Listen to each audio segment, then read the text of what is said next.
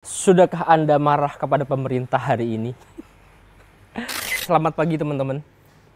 Jadi kalau teman-teman melihat atau menonton berita infotainment belakangan ini, ada kasus menarik antara Agnes Monica dan Ari Bias. Dan sebelumnya ada kasus juga Ahmad Dhani melawan Once, mantan vokalisnya di Dewa 19 dulu.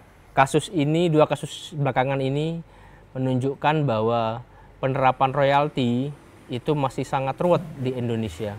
Tapi sebenarnya seruwet apa sih peta konflik terkait royalti ini?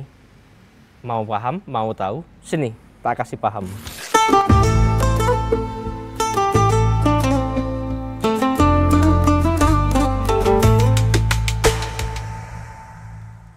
Jadi royalti itu sudah dijelaskan di dua peraturan ini.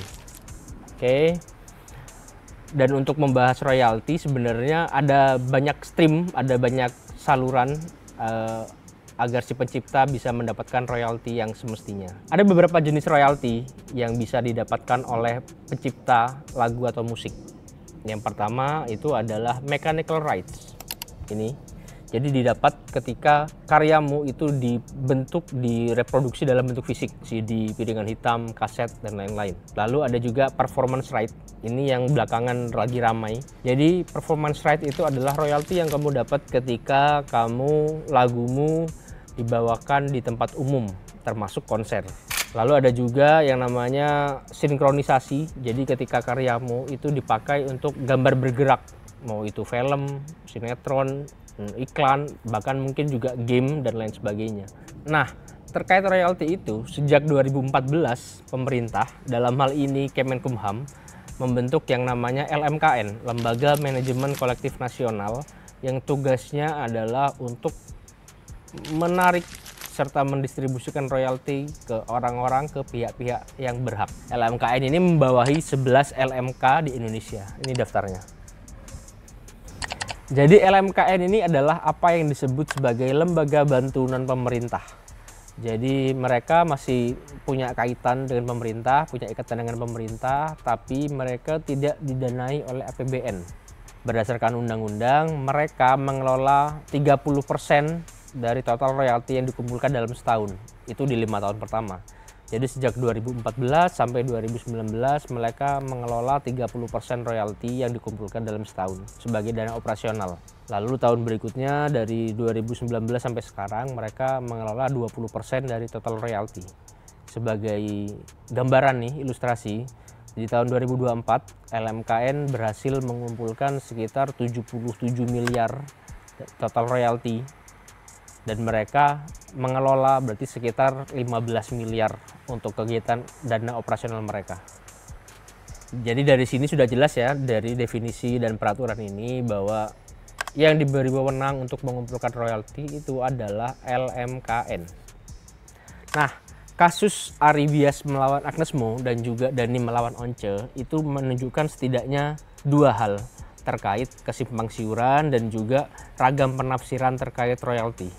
Yang pertama adalah bahwa harusnya yang membayar royalti ke LMKN itu adalah penyelenggara, bukan penyanyi. Jadi seharusnya Agnes Mo dan Once itu tidak harus membayar langsung ke pencipta lagu. Jadi penyelenggara yang akan membayar royalti ini ke LMKN. Lalu yang kedua adalah royalti ini harusnya dibayar ke LMKN, bukan ke perseorangan. Tapi dua kasus itu membawa kita belajar sesuatu yang baru yang bernama direct licensing. Jadi apa direct license itu? Mesti jelasin dulu. Once tidak punya kewajiban untuk bayar royalti. Jangan salah tanya lagi. Once tidak pernah punya kewajiban bayar royalti. Yang berkewajiban tuh IO. Udah. Secara sederhana, direct licensing itu dapat diartikan sebagai penyanyi atau musisi yang membayar royalti langsung ke pencipta lagu tanpa ada perantara seperti LMKN. Di atas kertas, sistem ini kayaknya menarik ya, karena nggak ada potongan, karena langsung, nggak ribet dan lain sebagainya. Tanpa aksi aja dari Ari Lasso pribadi ya, dari Ari Lasso sebagai penyanyi, sebulan tuh saya dapat 50 juta. Itu tanpa ada WAMI, tanpa ada siapa-siapa, hanya gentleman agreement saja. Cuma tantangannya adalah sistem ini bisa dipakai atau mudah dipakai ketika kedua belah pihak ini saling mengenal satu sama lain. Misalkan nih, Dani dan Ari Lasso, mereka sahabatan sejak SMP. Ari Lasso pernah jadi vokalis Dewa dan akhirnya Ari Lasso membayar langsung kepada Dani karena mereka saling kenal.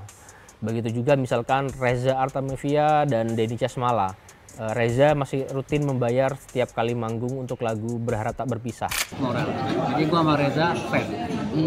Berarti kemarin sempat nerima DL-nya berapa Mas kalau boleh tahu? Oh enggak, gua apa? Open. Gua cuma minta 3 juta. 3 juta per event. Per event. Oh. Oke. Berarti sampai saat ini masih terus berjalan ya?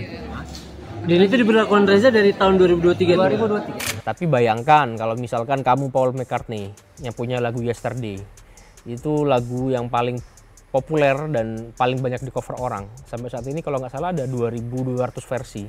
Bayangkan jika kamu mau mengcover lagu McCartney dan harus izin langsung ke Paul McCartney dan manajemennya. Ribet. Begitu pula manajemen McCartney yang harus menyiapkan kontrak puluhan ribu orang yang mau mengcover lagunya. Tapi di antara carut marut sengketa royalti ini, ada beberapa hal yang lebih layak disorot lah ketimbang drama-dramanya. Yaitu yang pertama soal kinerja LMKN. Ada banyak sekali kritik atau ketidakpuasan terhadap kinerja LMKN, terutama terkait transparansi mereka, juga distribusi royalti terhadap orang-orang yang memiliki hak. Tapi kan harus ada explanation kan, harus ada logical explanation. Oh, transparansinya maksudnya. Iya. Nggak ada 70 juta itu seenak-enaknya aja. Seenak-enaknya aja. Oh, udah nih, ya 70 juta deh. Oh ya sekian deh. Ada yang dapat 50.000 ada, dapat 100.000 juga ada. Lalu di undang-undang juga disebutkan bahwa LMKN dan LMK itu harus diaudit setahun sekali dan hasil auditnya diumumkan di media nasional, cetak dan online. Tapi udah ada belum sih audit ini? Yang kedua, kita bisa melihat bahwa penegakan hukum masih lemah dan masih adanya ketidaksinkronan antara penegak hukum dan juga peraturan. Kasus Agnes Mo dan Ari Bias yang mengharuskan Agnes Mo membayar denda 1,5 miliar ke Ari Bias itu membuktikan bahwa masih ada ragam penafsiran terhadap undang-undang hak cipta dan terkait royalti. Lalu belum lagi kalau ngomongin soal law enforcement, ada banyak pengelola tempat hiburan, tempat publik yang merasa tidak perlu membayar royalti karena dianggap sudah, oh aku sudah langganan Spotify Premium, jadi buat apa aku bayar royalti. Itu adalah salah kaprah dan sayangnya belum ada penegakan hukum yang kuat terkait hal ini. Jadi jika ngomongin law enforcement masih terkesan seperti benang basah. Lalu ada juga yang harus disorot terkait misalkan pusat data lagu atau musik yang sampai sekarang terkesan apa adanya. Padahal pusat data lagu dan musik ini yang kelak harusnya akan dijadikan database terkait pembayaran royalti. Tapi di sini kita melihat bahwa kasus ini seperti rakyat melawan rakyat. Agnes Monica berantem dengan Ari Bias, Dani ribut sama Once. Padahal seharusnya lembaga dalam hal ini adalah LMKN menjadi pihak yang berwenang membereskan sengkarut royalti musik di Indonesia. Tapi ini ada sisi positifnya. Jadi terbentur dan terbentuk. Jadi nanti semoga keributan ini membawa hasil yang lebih baik, membawa pemahaman yang lebih baik orang-orang terkait royalti dan hak cipta di Indonesia. Jadi siapa tahu nanti dari sini akan ada diskusi terkait dengan perbaikan undang-undang dan peraturan pemerintah terkait royalti.